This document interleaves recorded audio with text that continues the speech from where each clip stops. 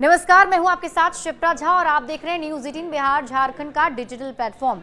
Iran और Israel एक दूसरे पर लगातार हमले कर रहे हैं और इसी बीच अब चीन के राष्ट्रपति शी जिनपिंग का एक बड़ा बयान सामने आया। जिनपिंग ने दो टूक कहा कि मिडिल ईस्ट में संघर्ष को सुलझाने के लिए सबसे जरूरी प्राथमिकता युद्ध विराम यानी कि सीज फायर है और अंतर्राष्ट्रीय विवादों को सुलझाने का तरीका बल प्रयोग नहीं हो सकता। चीन की प्रमुख समाचार एजेंसी पीपल्स डेली के मुताबिक राष्ट्रपति जिनपिंग ने यह बयान रूसी राष्ट्रपति व्लादिमीर पुतिन के साथ टेलीफोन बातचीत के दौरान दिया है, जिसमें दोनों नेताओं ने मिडिल ईस्ट की मौजूदा स्थिति पर चर्चा की है।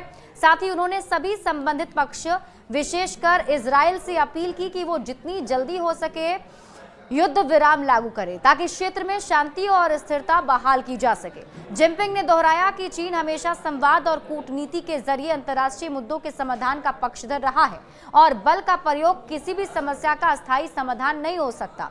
बता दें कि इजराइल ईरान पर लगातार अटैक कर रहा है। इसके जवाब में ईरान ने इजराइल के कई शहर जैसे तेल अवीव, बेरशेबा और रमतगन के साथ ही होलोन पर 4 बैलिस्टिक मिसाइलें दागी थी। इनमें एक मिसाइल तेल अवीव के सोरोका अस्पताल पर जा गिरी, जिससे पूरे अस्पताल में अफरा तफरी मच गई। साथ ही इस हमले में कई लोगों के घायल होने की खबर भी सामने आ रही है। सोरोका मेडिकल सेंटर के महानिदेशक प्रोफेसर स्लोमी कोडेश ने गुरुवार की सुबह मिसाइल हमले के बारे में मीडिया को जानकारी देते हुए कहा था कि मिसाइल ने सोरोका के पुराने सर्जिकल वार्ड की इमारत को निशाना बनाया था। यह अपेक्षाकृत पुरानी इमारत है जिसे हाल के दिनों में खाली कराया गया था। उन्होंने कहा कि अस्पताल की अन्य इमारतों को भी बड़ा नुकसान पहुंचा है। सभी मरीज और सभी कर्मचारी बंकर में थे। हमले में कई लोगों को हल्की चोटें आई हैं, जिनमें से ज्यादातर विस्फोट के शॉक वेव से घायल हुए हैं। ईरान द्वारा सोरोका अस्पताल पर मिसाइल दागने के बाद इजरायली रक्षा मंत्री ने तेहरान पर नए तरीके से हमला करने का ऐलान किया है। साथ ही उन्होंने ईरान के supreme leader Ayatollah Ali Khamenei के खात्मे की खुली चेतावनी भी दी है और इससे पहले इजराइल पीएम ने भी ईरान को अंजाम भुगतने की धमकी दी थी।